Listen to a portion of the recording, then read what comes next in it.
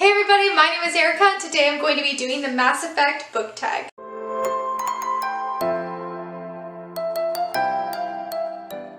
This book tag was originally created by Marta from Stelly Thoughts. I will leave a link to that video down below. I love Mass Effect, and for any Mass Effect fans out there, the Legendary Edition just came out and I have not gotten my hands on my copy yet. I pre-ordered it, but it's not coming until... So today I'm currently filming on a Sunday. It is supposed to come on Tuesday, and that is when I have to go back to work, so I'm very sad because I have 2 days off and I won't get to play it. But I'll make time next week. I'm very sad about it, but it's fine. You know how things are, the mail and all of that. Anyway, the Mass Effect Legendary Edition just came out recently, and I'm currently wearing my N7 shirt. You can't see it because the way I film this just doesn't really work out. But I love Mass Effect so much, and how many times am I going to say that in this video?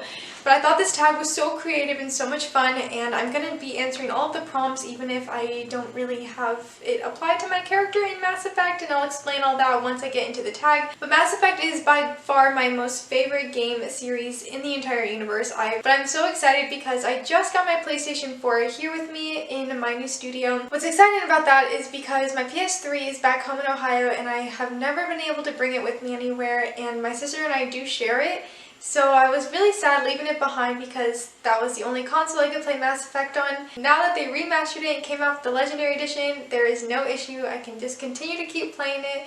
I'm obsessed with it. Anyway, I was looking for a video that would go well with this. I was going to make my own Mass Effect tag if there wasn't one already, but then I found this and I said I had to do it. So let's just get right into it. Some of these prompts, there are dual answers or like dual prompts within the prompt, because with Mass Effect it is all very decision based, and with those decisions you have different choices and like ways that the story can play out. So I decided that I am going to actually just be answering all of the prompts, but I'll explain what my character goes through in this video game series. I am so excited about this. I play the same Shepard in every game, same look, same romance, everything, because if I don't, I feel like I'm not staying true to my Commander Shepard. And I know that is kind of wild to a lot of people because you like to explore different options, but if I don't play my Shepard how I see my Shepard, then it's not the same and I just can't go through with it. Okay, here we go. Prompt number 1, Commander Shepard. So we have Paragon, which is the good choices that you make in the game series, and then Renegade, which are the not so good choices. It's more aggressive.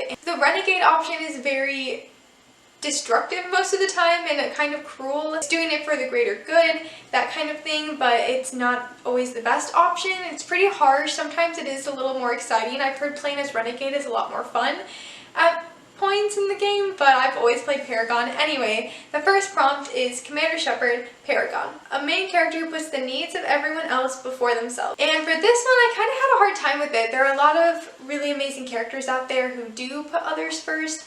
I mean, of course, my favorite is Inej, but I'm actually going to say Aelin for this because I feel like throughout Throne of Glass, she's always been very selfless. That series does mean a lot to me, and it grew as I grew. I feel like Aelin is always good at putting her friends first, and she's always really minimized everything that could be like risky for her. Empire storms into Kingdom of Ash, all of that.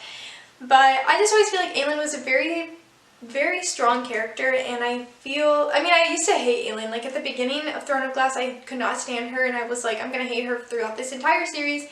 But I mean, she really does prove herself throughout the books, especially by Era of Fire. Also, I feel like Feyre is another one of her characters that I feel like is very similar to Aelin. I mean, I feel like SJM writes a lot of her characters very similarly to one another, but I feel like Feyre especially. Like, Feyre has always put others before herself. I mean, her sisters even, like, she just really cares about other people. And, I mean, even in A Court of Silver Flames, I didn't really like that book. We have beautiful moments with Feyre. She's very compassionate and loving and very forgiving, even when she may not need to be, but yeah, I just feel like those characters are always very selfless. Our next one is Renegade. Again, this is the aggressive choice. A main character who chooses to do bad things for the greater good. For this one, I've been obsessing over the Grishaverse lately, obviously. See what's going on back here if you saw my last video. But I would have to say, honestly, there are several in the Grishaverse that I could see for Renegade. Kaz Brekker, one of them, for sure. I mean, Kaz is probably the definition of a Renegade character. I mean, we have him making these cruel, horrible decisions that he knows is going to help them get further ahead and get them their money and everything. When he plucks a guy's eye out, Like, that is too much. But I mean, he did it because he has to get answers and has to get them where they need to be.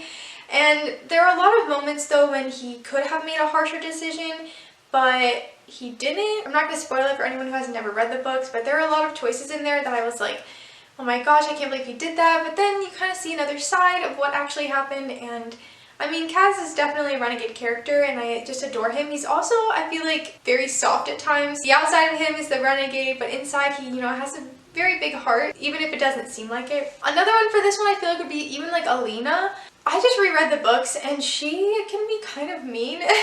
I mean, we have that moment, okay, this is a spoiler if you've never read Shadow and Bone or any of the books, but so don't listen, okay?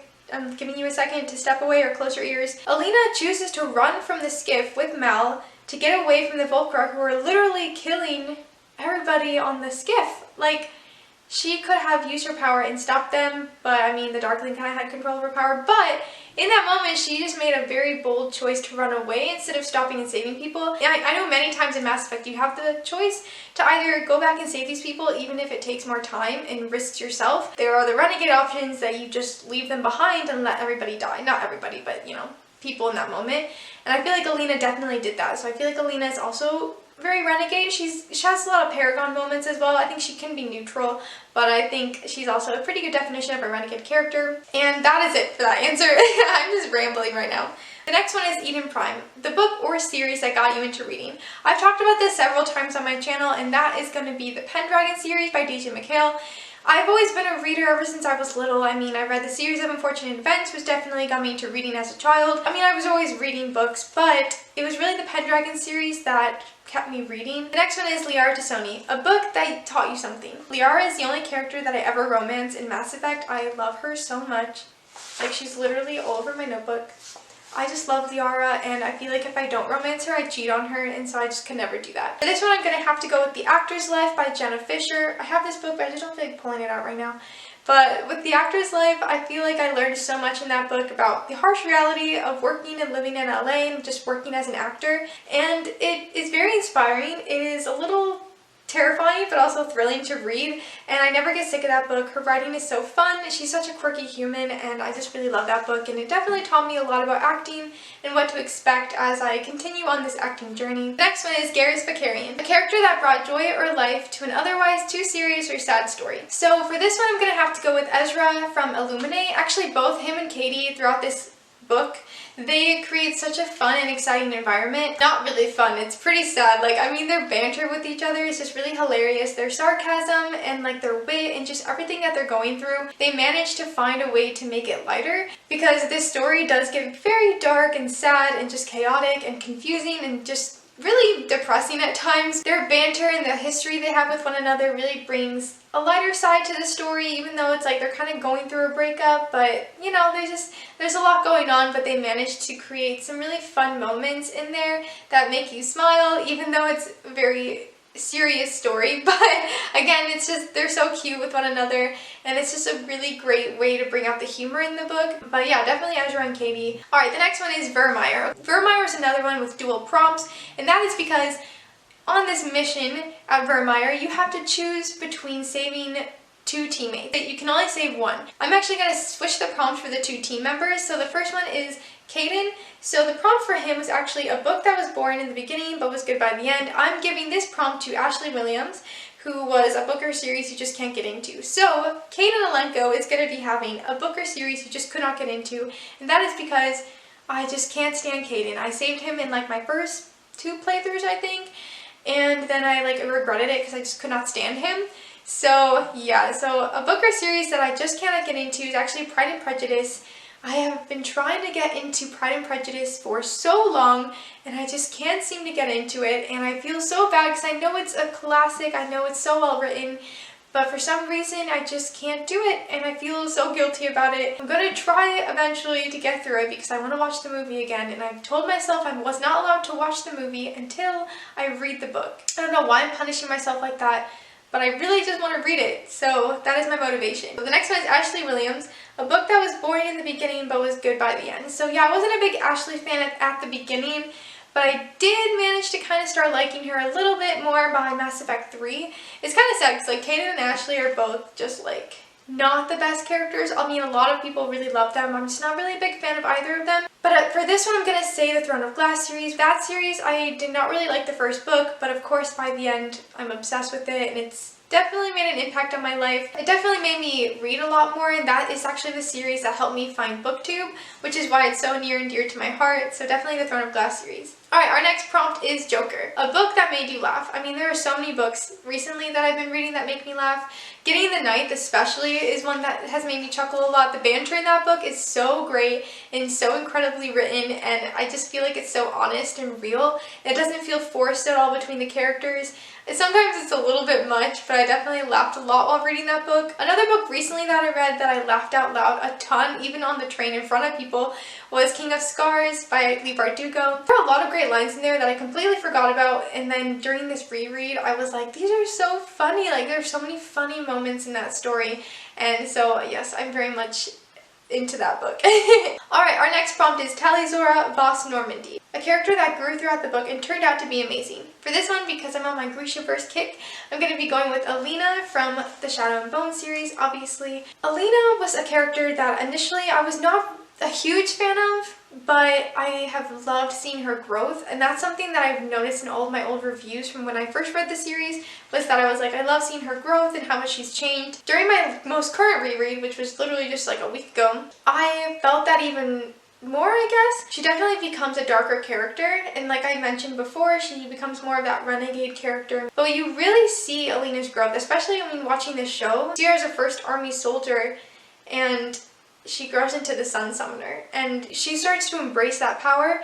At first she's afraid of it, she doesn't want to have anything to do with that power, and once she accepts it, it's just a really beautiful moment. I love seeing that growth and that change in her to finally accept who she is and like find love in who she is. The next one is two characters for the prompt, and that is Morden Solis and Thane Krios, a character that had a tragic death that you wish you could bring back to life. So these characters, if you have not played the game, they both have a pretty tragic death, and I feel like, I mean, it depends sometimes if they make it to the third game, that's kind of where you figure it out, but if you accidentally kill them in the second game, then I don't really know what to say, but for this one I'm going to be going with Joffrey from Game of Thrones. I'm totally kidding, I did not care about his death, obviously. That'd be terrible. If I was mad that Joffrey died, his death was my favorite. Okay, anyway, back to this. I'm gonna kind of say, I had a hard time with this one. I'm gonna say, okay, this is a huge spoiler. Do not continue with this prompt if you have not read The Infernal Devices and care about what's going to happen in there. But I was really sad about Jem's death. I mean, it all works out in the end, but his death was just so heartbreaking, and just, I mean, you knew it was coming. It wasn't that tragic, but it was still really sad. Like, I can still picture myself reading that book and just bawling my eyes out, so that was a really hard death. Okay, then the next one, if you have not read Gideon the Ninth or actually care about what happens, I'm going to be going with Gideon's death because it wasn't like that tragic. I was really heartbroken about it. Like, I was not happy about how she died, and so that is a character I would definitely bring back to life. I mean, who knows what's going to happen in the third book, but I was for sure heartbroken about Gideon dying. Like, she was the best part of the whole series, honestly. Okay, and then the next prompt is the Reapers, a villain that you love. Honestly, because of my Grishaverse kick, I'm going to be going with the Darkling from the Shadow and Bone series. I mean, I kind of really hate the Darkling, but there are also some things to really love about him. I feel like he's a very human villain. I mean, he has character flaws, and there's just a lot to, like, love about him. I mean, part of me, I don't ship Darklina at all, but there are so many moments that you just kind of are like, yep, I ship them, but I don't really want to ship them because he's a villain. Not just because he's a villain, just for a lot of reasons. He's just terrible for Alina. But I also have, like, it's hard to resist him. He's just very tempting in the series and very alluring, I guess. I mean, that's part of his character, but, you know, he's just, there's something thrilling about that. And then another villain that I absolutely love is Queen Lavana. She's ruthless, she's terrible, she's a horrible villain, but I love how well she's written, and I love learning about her in Ferris. I have talked about her so many times. But yeah, Queen Lavana is definitely one of my favorite villains ever. I love her so much. Okay, the last prompt is another one that you have choices with, and that is the ending. The first one for that is Destroy. And that is a book or series you wish you could make disappear. I'm going to switch this prompt and make it a book that you love that absolutely destroyed you. For this one, I have to go with Kingdom of Ash, because the last book, if you have not read it, please close your ears. The moment when the 13, when they, you know, if you haven't read it, I guess I'm just not going to try to spoil it, but that book destroyed me. Absolutely. I was bawling my eyes out. I was a wreck. I remember texting my sister just like sobbing because I was so upset about it. That was very hard to read. Let me just give you a quote. Live, Manon. Like, no. Just reading that, just like hearing that quote kills me. Terrible. Alright, the next part of this prompt is control. An author you wish you can control to change something in their book. Honestly, I don't really like changing what the authors have written because they obviously wrote it for a reason. If I could control an author to write more within a book, I would say Samantha Shannon because you can't even see it. I would say Samantha Shannon because I love the Prayer of the Orange Tree and I want more from that world, more everything. I know she's writing more that's in that world, but I want more of like the same characters. But I don't want to change anything that an author has written just because, you know, that's theirs and I can't change that. And then the last one to this prompt is synthesize. 2 authors that you wish would co-write a book. For this one, I'm going to go with my 2 favorite authors of all time, and those are Leigh Bardugo and Samantha Shannon. I wish that they could write a book together because I feel like their world building would just be incredible, and the characters and the yearning between these characters and the romance, I feel like everything would just be amazing. Like, I can just picture it. It would be perfect. I feel like their descriptions and everything in their world building and just the history and languages and their character dynamics and everything that they write into their worlds, everything is flawless to me. I mean, there's flaws, but to me everything is just so beautifully done and I feel like them together would just be a huge powerhouse. So, I mean, if they ever find this, they should definitely write a book together. Alright everybody, that is it for this tag. I apologize that it was pretty long, I was very rambly, but again, Mass Effect is my favorite game series ever. This is such a creative tag. That is all I have for you today. If you like this video, be sure to give it a nice little thumbs up. If you want to keep following me on this booktube journey, please subscribe to my channel. You can follow me on Twitter and Instagram at ErikaAGobble. Thank you all so much for watching. I'll see you soon with another video. Bye!